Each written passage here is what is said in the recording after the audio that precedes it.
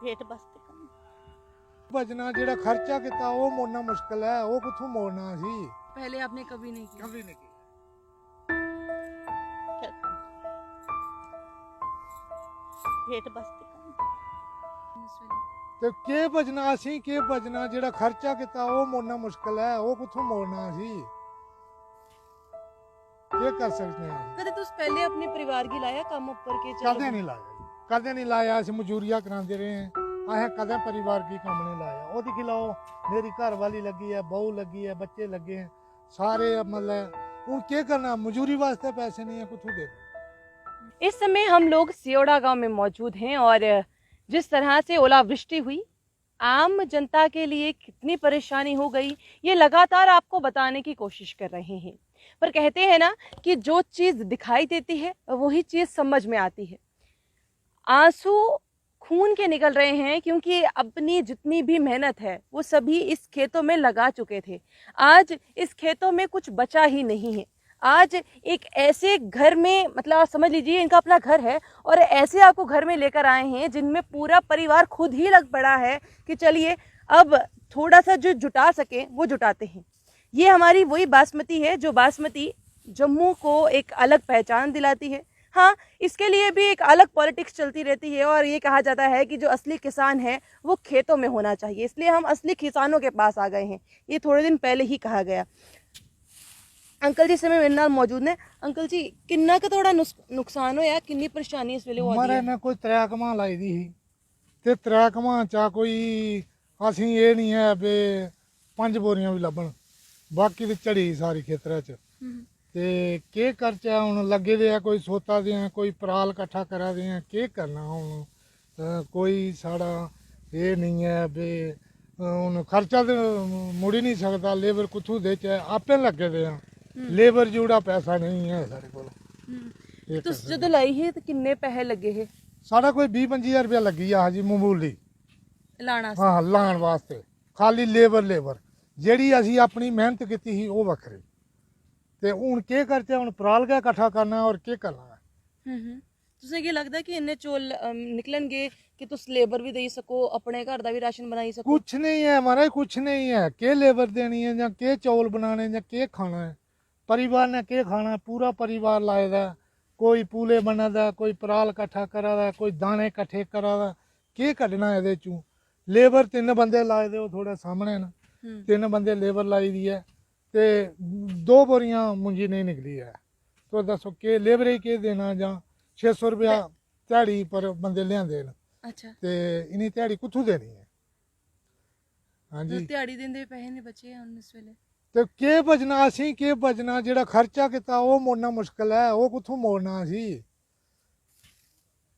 ਕੀ ਕਰ ਸਕਦੇ ਹਾਂ ਅਸੀਂ कदे तुस पहले अपने परिवार की लाया कम ऊपर के चलो ਕਦੇ ਨਹੀਂ ਲਾਇਆ ਜੀ ਕਦੇ ਨਹੀਂ ਲਾਇਆ ਅਸੀਂ ਮਜ਼ਦੂਰੀਆਂ ਕਰਾਉਂਦੇ ਰਹੇ ਹਾਂ ਆਹ ਕਦੇ ਪਰਿਵਾਰ ਕੀ ਕੰਮ ਨਹੀਂ ਲਾਇਆ ਉਹਦੀ ਖਿਲਾਓ ਮੇਰੀ ਘਰ ਵਾਲੀ ਲੱਗੀ ਹੈ ਬਹੂ ਲੱਗੀ ਹੈ ਬੱਚੇ ਲੱਗੇ हैं सारे मतलब ਹੁਣ ਕੀ ਕਰਨਾ ਮਜ਼ਦੂਰੀ ਵਾਸਤੇ ਪੈਸੇ नहीं है ਕਿੱਥੋਂ ਦੇਣੇ इस समय इतनी परेशानी हो गई कि जितना भी कोशिश हो सके परिवार जुट गया है ताकि ये थोड़ी सी जो पैसे हैं वो बचाए जा सकें। कितनी परेशानियां तो आवदी आज तक अंकल ने तो कदे नहीं लाया काम ऊपर तुस भी काम ऊपर आइए हो करना पैंदा पेट गलिए बच्चे गलिए करना पैंदा काम नहीं किता ਉਹ ਗੋਡਿਆਂ 'ਚ ਦਰਦ ਹੈ ਲੱਤਾਂ 'ਚ ਦਰਦ ਹੈ ਉਹਦੇ ਕੰਮ ਨਹੀਂ ਕਰ ਸਕਦੀ ਵਿਚਾਰੀ ਤੇ ਕੀ ਕਰਨਾ ਕਰਨਾ ਗੱਲ ਕਰਨਾ क्या करें कितना का तुहानू लगदा कि नुकसान तुहानू इस वेले होएदा है? मैं 50-60 बोरी मुंजी निकलती थी जिथों 5 बोरी की मेहनत नहीं है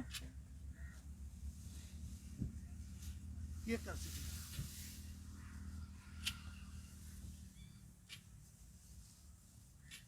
ਲੱਤਾਂ ਬਾਹਾਂ ਦਰਦ ਕਰਦੀਆਂ ਕਿਆ ਕੰਮ ਕਰਨਾ? ਨਹੀਂ ਹੁੰਦਾ ਮਗਰ ਹੁਣ ਪੈਸੇ ਕਿੱਥੋਂ ਦੇ ਚਾ कहते हैं कि ये जो लोग लगाते हैं वो अपने बच्चे की तरह करते हैं। ਹਾਂ इस बार ये देखो अख का खून निकलता ਅੱਛਾ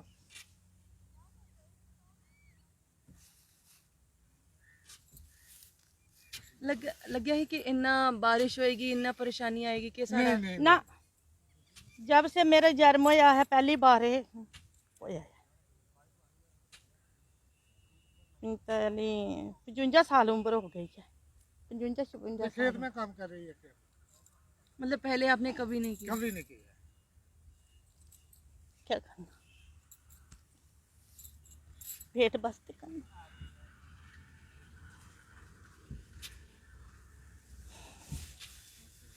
कहते हैं ना कि किसान का रोना और किसान का हंसना, किसान का अगर हंसा हुआ इस खेतों में बहता है तो सभी खुशी से खाते हैं। आज पहली बार किसान का रोना नज़र आ रहा है, तो सोचिए कि हम लोग ये खाएंगे, हमारे ऊपर क्या बीतेगी। तो उससे लगता है कि सरकार थोड़ी मदद करे, तो सरकार सामने आवे, थोड़ी मदद करे तो बहुत अच्छी गल है महाराज, कोई सानू भी कोई मिले, कोई खर्चा पानी मिले, जेड़ा असी किता है वो ही मिल जाए तो असी भी बड़े खुश हैं भाई, ठीक है भाई सानू भी कुछ मिले। तो साड़ी कोई मदद नहीं करेगी तो असें के खाना है, ਜਾਂ ਜਿਹੜੇ ਬੱਚੇ ਪਰੇਸ਼ਾਨੀ ਕਰਾ ਤੇ ਇਹਨੇ ਕੀ ਕਰਨਾ ਹੈ, ਉਹਦੇ ਹੱਥ ਨੂੰ ਖੂਨ ਵਗਾ ਕਰਦਾ ਹੈ, ਉਹ ਦਾਣੇ ਇਕੱਠੇ ਕਰ ਕਰਕੇ ਉਹ ਦਿਖਦੀ ਹੈ ਜੇ ਗਸ਼ ਪੈਂਦੇ, ਕੀ ਕਰਨਾ ਹੈ, ਕਿਸ ਤਰ੍ਹਾਂ ਟਾਈਮ ਪਾਸ ਕਰਨਾ। ਅਸੀਂ ਮੈਂ ਕੋਈ 3 ਕਮਾ ਮੁੰਜੀ ਲਾਈ ਦੀ ਸੀ, ਉਹ ਕਿਸੇ ਉਹ ਪਾਣੀ ਦੇ ਵਿੱਚ ਡੁੱਬ ਗਈ, ਉੱਥੇ ਕਿਸੇ ਸਾਰੀ ਖੇਤਰਾਂ ਦੇ ਵਿੱਚ ਰਹਿ ਗਈ, ਕੀ ਖਾਈਏ। ਜਾਂ ਲੇਬਰ ਕੁੱਥੋਂ ਦੇ ਚਾ ਇਹ ਪਰਾਲ ਇਕੱਠਾ ਕਿਵੇਂ ਕਰਦਾ, ਇਹ ਇੰਨੀ ਪਰੇਸ਼ਾਨੀ ਹੋਦੀ ਹੈ ਸਾਨੂੰ, ਤੇ ਦੱਸੋ ਹੁਣ ਕੀ ਕਰਨਾ ਹੈ। दाने तो सारे खेतर च रही, ये है कख नहीं, ये खाली देखो ना, ये खाली पराल ही पराल है, ये देखो ये की है, दाना कोई दिसदा नहीं है, ये पूरा पराल है। दाने खेतर च देखो।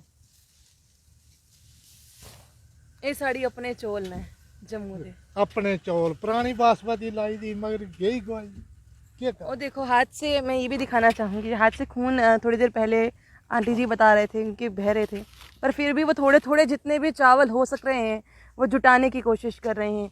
वो भैया, उनकी वाइफ, आहिस्ता आहिस्ता करके पूरा परिवार इस खेत में उतर गया है ताकि थोड़ा सा चावल बचाया जा सके। पर वो चावल भी बचाना कितना मुश्किल है ये आज पता चल रहा है हमें। फिर भी इससे मतलब नहीं होता, हमें इससे मतलब होता है कि चलिए मार्केट में जाते हैं, चावल लेकर आते हैं। पर किसान किस किस मुश्किलों से गुजर रहे हैं, एक बार इस खेतों में आइए, देखिए, आपको खुद पता चल जाएगा। बोलने के लिए रोने से मन करता है, इसमें रोने का मन करता है, खेत में जाने का दिल नहीं कर रहा है। खेत में असी जाचे, जाना किस तरह, असी जिस वेले खलाड़े दे विच जाने असी जूता खोल के जाते हैं, हुण असी नाज दे उपर चलिया करने, इन्ना दोष सानू लग्या करदा है, मगर करचे के हुण कोई साड़ा पवा नहीं रहा ते गवर्नमेंट साड़ी कोई मदद करे। अच्छा, ये कटन हुण कितना टाइम लगे, क्योंकि दोबारा भी कुछ ना कुछ इधर लाओगे तो हुण कितना का टाइम लगेगा? सानू तो टाइम देखो इ'यै लगने न 4-4 6-6 दिन लग जांगन। बाद च कणक इत्थे बिजनी है, असी कणक बिजनी है, ये जमीनां बुहानियां न, कणक बिजांगे, मगर हुण पहले पराल तो इकट्ठा किस तरह करिए, असी ये परेशानी पे रही है सानू। भाई दाना कुछ भी नहीं आ रहा, दिल नहीं करता है इसको इकट्ठी करने का। हाँ। कटाई करने की भी लेबर दिया है और फंडाई करने भी लेबर दिया, 600 रुपया दिया कटाई करने का, 20-25 हज़ार रुपया लग गया है, काद कराया, लुआया, खर्चा पानी सारा अपने घर का राशन, खाद पाई है, दवाई पाई है, और एक घास हमने हाथ से इतना कहा निकालिया से दोनों जीके ने। चलो सारी मुंजी अच्छी होगी, असें आख्या चलो अपने 4 पैसे होंगन, गवर्नमेंट असें के दिया दी, असें अपनी मेहनत खानी है ना, जे मेहनत के साड़ी इतने खेत में रह गई है तो सानू के थोड़ा है, कख भी नहीं मिलना। थोड़ी देर पहले ये भी कहा जा रही है कि जिन्ने भी किसान है उनके अकाउंट च पैसे आवेदन है, थोड़े अकाउंट च कदे पैसा एक नहीं आया जी आज तक, हमारे अकाउंट नहीं आया, एक पैसा भी हमारे अकाउंट में नहीं आया आज तक। वो 6-6 हज़ार रुपया थोड़े अकाउंट नहीं आया। वो मेरे पापे दे अकाउंट च आंदा है, उधर आते हैं रामनगर, ਅਸੀਂ ਉਧਰ ਦੇ ਰਹਿਣ ਅਸੀਂ ਵਾਲੇ ਉਧਰ ਦੇ ਨਾ ਰਾਮਨਗਰ ਦੇ, ਤੇ ਇੱਥੇ ਮਜ਼ਦੂਰੀ ਇੱਥੇ ਅਸੀਂ ਮਜ਼ਦੂਰੀ ਆਇਆ, ਅਸੀਂ ਮਜ਼ਦੂਰੀ ਲਗਾਈ ਦੀ, ਕਿਸੇ ਦੀ ਮੁੰਜੀ ਲਗਾਈ ਰਹੀ ਆ, ਖਰਚਾ ਸਾਰਾ ਅਸਾਂ ਕੀਤਾ ਦਾ ਆ, ਉਹਦਾ ਕੋਈ ਖਰਚਾ ਨਹੀਂ ਹੈ। अच्छा, ये थोड़ी अपनी जमीन भी है? ਨਹੀਂ ਆਪਣੀ ਇਹ ਅੱਧ ਅੱਧ ਦੇ ਦੇ ਲਗਾਈ ਲਗਾਈ ਆ, ਕਿਸੇ ਦੀ ਜ਼ਮੀਨ ਲਗਾਈ ਜੋ 2 ਦਾਣੇ ਹੋਣ ਦੇ ਇੱਕ ਸਾੜਾ ਦੇ ਹੁੰਦਾ। अच्छा, हम तीन दो तुम कह रहे हो कि 2 या 5 या 6 बोरियां निकलन, तो 3 ਤੁਹਾਡੀਆਂ ਤੇ 3 ਹੁੰਦੀਆਂ, क्या खिलाना है परिवार लगाई को? है मैं 10 बंदे घर दे खान वाले न, 3 बोरी का क्या खाना है? 3 बोरी निकलने की उम्मीद भी मेद नहीं है। एक कमान चू 3 बोरियां मुंजी नहीं निकलिया करती है, तुम दसो के खाना, ਜਾਂ ਮਾਲਕ ਨੂੰ ਕੀ ਦੇਣਾ, ਜਾਂ ਅਸੀਂ ਕੀ ਖਾਈਏ। अस मतलब गरीब लोग बेचन वाली मारिए। ते गल ही मुक गई। बेचने वाली गल गै नहीं है, खाने ताई भी नहीं है, खाने ताई भी कुछ करनी है। ये तो हूँ कम मुकान वाली गल है वे चलो पराल कट्ठा करो ते इनू किसे खेत खाली करो। खेत खाली ते करने ना, पराला ते चुकना ना, हुन इन्हें थोड़ा देखना है। ये मैं हत्थ सोध के मेरे हत्थ काने हो गए, क्या करा। जिन्हें 2 पीपा जिधर बना मिकी लिया लभेगा ना, 3 जिधर पीपा। मिकी दाना लभदा मैं उत्थे किट्ठा कर दिंदी। जिधर मिकी दाना लभदा है कितना पाव है, पैरे थल्ले ना जा रहे, कितना पाव है, 2 सह अगले जान मैं कैसे असें देना है। ये हालत होंदी। आज बोलने के लिए कहा जाए कि शब्द हैं, शब्द बिल्कुल नहीं है, बस आंसू हैं जो बहे जा रहे हैं। अगर आप वो समझ सकते हैं तो इन परिवारों के समझ लीजिए, क्योंकि ये सिर्फ एक परिवार की कहानी नहीं है, ये इस समय हर परिवार की कहानी हो गई है। जितने भी यहाँ पर खेत हैं, जितने भी खेतों में काम कर रहे इस समय परिवार हैं, चाहे फिर किसी, क्योंकि इनका तो ये भी नहीं है कि चलिए ये जगह अपनी है तो चलिए वो कोठे वास्ते जगह है, सिर्फ वो कोठे के कोठे लिए। वास्ते वो भी मुल खरीद के बनाया है। दिहाड़ीदार बंदा है, 45 साल मतलब बीमार पैदा होए गए, और फिर भी हत्थ बेचारे दे फिर भी मेहनत करके खाने आन। वो जगह ली है, मुल बनाया है, बहने गलिए इसी खेत 2 से कमरे हमने बनाए जमीन ना। खरीदा था मेहनत कर करके एक कमरे के लिए, तो कमरा 1-2 बनाया है, उसमें हम बैठे हुए हैं। और क्या करेंगे ये अब खेत के में इस मुझे साल बेच में तो के हमको खाने के लिए रोटी भी मकान नहीं डाले है। आए। कोई नौकरी नहीं है, बच्चे भी नहीं नौकर, कोई आगे परिवार भी नहीं, कोई आपे भी नहीं, बीमार रहते थे फिर भी अपने खेत में लगे अब रहते चलो थे। खेत से हम थोड़ा दवाई- मजदूरी करते थे तो अपना टाइम पास करते थे, 6 महीने के लिए दाना हो जाता था तो हम टाइम चलाते रहे। मगर हमारे पास अब कुछ भी नहीं है, बिल्कुल खाली हो गए हैं, तो क्या करेंगे। अकाउंट में पैसे नहीं आ रहे हैं। लगातार ये बातें उठ रही हैं कि किसानों के अकाउंट में पैसे हैं, इनके अकाउंट में पैसे नहीं हैं। अब सिर्फ और सिर्फ उम्मीद वो है सरकारों से कि मुआवजा मिल जाए, तो जो लेबर लगी है उनको 2 पैसे दिए जाएं, खुद के 2 पैसे बन जाएं, क्योंकि अब उनको क्या देना है जिनका ये खेत है, और खुद के लिए क्या करना है, ये समस्या है। समस्या ये भी है कि अब आने वाले समय में फसलें भी लगानी है, उन फसलों के लिए भी उतना ही सामान चाहिए जो सामान इस फसल के लिए भी हुआ था। इनके पास आने के लिए हम भी इसी चावलों पर चल रहे हैं जो हम चावल खाते हैं।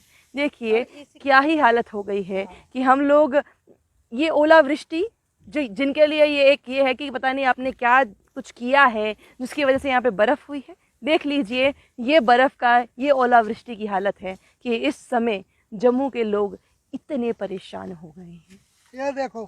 ये देखो ये दाना सारा वेस्ट हो रहा है। ये देखो खेत में कितना दाना गिर रहा है। इस दाने को हम कैसे, इसी में चल रहे हैं, इसी में पाँव लग रहे हैं, इसी में जूते लग रहे हैं। हम दाने के ऊपर कभी जूता नहीं चढ़ाते थे, कभी दाने के ऊपर जिसको खाना है उसके ऊपर जूता चढ़ाना है, तो अभी उसी जूता लगा के हम खेत में चल रहे हैं। तो क्या करेंगे, इसमें चलेंगे नहीं, कहीं कांटा है, कहीं कांच है, कहीं सांप है, कहीं कुछ है, कैसे फिर काम करेंगे हम लोग। ये हमारा पूरा दाना वेस्ट हो गया है। अब सरकार की तरफ से हमका कोई मदद की जाए तो हमारा लेबर जो लगा है जो वो भी हमको दिया जाए, जो हमारा खर्चा हुआ है वो भी सरकार की तरफ से हमको कुछ न कुछ मिलना चाहिए। सरकार की तरफ से कुछ मिल जाएगा तो एटलीस्ट थोड़ी सी स्माइल जो है वो आ जाएगी। जो आवाज़ नहीं निकल पा रही है वो आवाज़ निकल जाएगी, और कुछ नहीं चाहिए, क्योंकि ये लोग खुद कैसे भी करके कमा रहे हैं। मुआवजा मिल जाए तो क्या ही बात है। सरकार सोचिएगा ज़रूर। बने रहिए जम्मू परिवर्तन के साथ।